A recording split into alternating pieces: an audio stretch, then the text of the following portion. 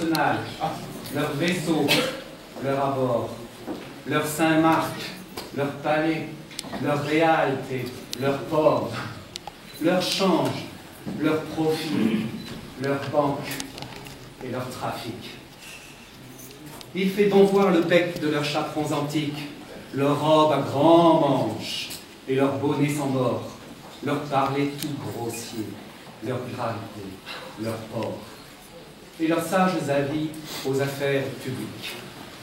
Il fait bon voir de tout leur sénat ballotté, il fait bon voir partout leurs gondoles flotter, leurs femmes, leurs festins, leurs vivres solitaires.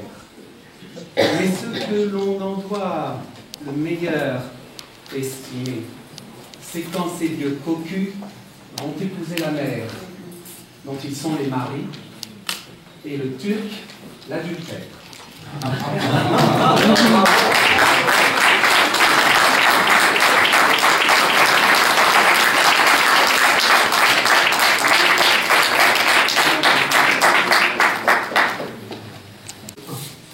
Ça leur passera.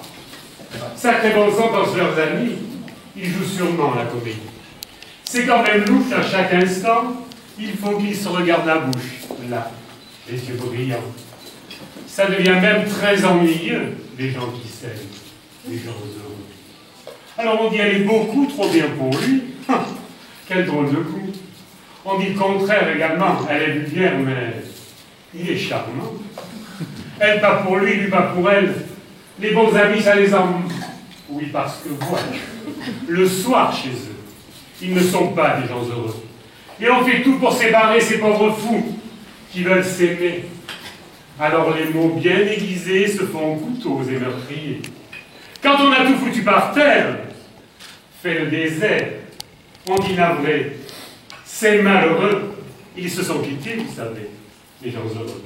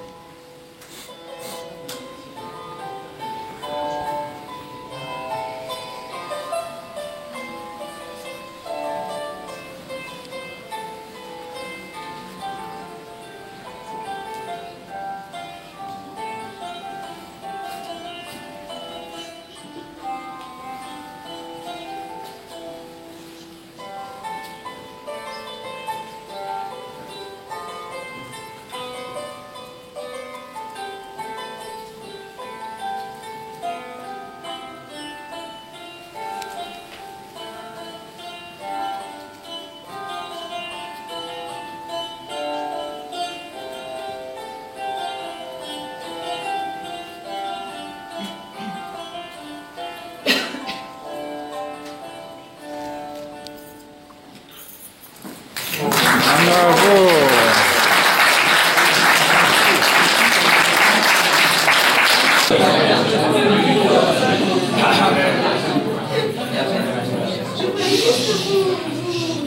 lire la façon d'inviter d'Offenbach avec ses amis, puisqu'il venait recevoir tous les vendredis, un peu comme nous pour le chocolat. Et donc, il avait l'habitude d'envoyer des cartons d'invitation très spéciaux. Donc, c'était une ambiance à la bonne franquette.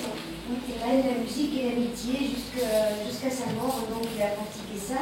Alors voilà un des textes qu'il avait fait. Les costumes historiques seront bien accueillis. Cependant, ceux des époques antérieures au déluge ne seront admis qu'avec les réserves, quelque beaux et potelés qu'ils soient. Ou encore, et ça c'est pour l'an prochain, peut-être pour vous, on pourra pendant toute la soirée se faire appeler mon prince, moyennant un supplément de 5 francs. Monsieur le Duc, 4 francs 75. Mon général, 3 francs. Cher maître, 2 francs 15. Ernest, 0,50 francs. Ma vieille, 1 franc. Mon chou, mon trognon ou autres épluchures, 0 francs 15. Tutoiement et petits noms assortis au plus juste prix. On traite de gré à gré.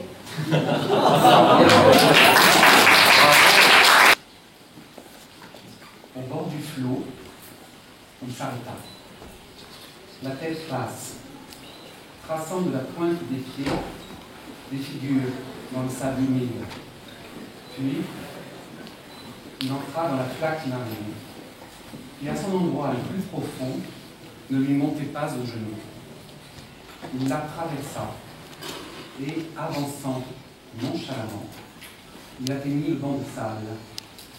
Là, il s'arrêta un instant, le visage tourné vers le large. Puis, se mit à parcourir lentement la longue et étroite langue de sable que la mer découvrait. Séparé de la terre ferme par une étendue d'eau, séparé de ses compagnons par un caprice de fierté, il allait, vision sans attache, et parfaitement en part du reste, les cheveux au vent, là-bas, dans la mer et dans le vent, dressé sur l'infini brumeux. Une fois encore, l'image immobile se détacha, et soudain, comme à un souvenir, à une impulsion, gracieusement incliné par rapport à sa première position, il tourna le buste, une main sur la hanche, et par-dessus l'épaule, regarda la rive. Aschenbach était assis là-bas. Comme le jour où, pour la première fois repoussé du seuil, son regard avait rencontré le regard de ses yeux couleur d'auve. Sa tête, glissant sur le dossier de la chaise, s'était lentement tournée pour accompagner le mouvement de celui qui s'avançait, là-bas. Maintenant, elle se redressait, comme pour aller au-devant de son regard, puis elle s'affaissa sur la poitrine, les yeux retournés pour voir encore, tandis que le visage prenait l'expression relâchée et fervente du dormeur qui tombe dans un profond sommeil. Il semblait à Aschenbach que le psychalogue pâle et digne d'amour lui souriait, là-bas, lui montrait le large, que, détachant la main de sa hanche, il tendait le doigt vers le lointain et, prenant les devants, s'élançait comme une ombre dans le vide énorme et plein de promesses. Comme tant de fois déjà, il voulut se lever pour le suivre. Quelques minutes s'écoulèrent avant que l'on accourût au secours du poète dont le corps s'était affaissé sur le bord de la chaise. On le monta dans sa chambre.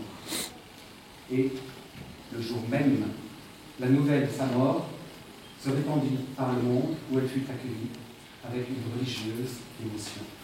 Thomas Mann, mort à Venise.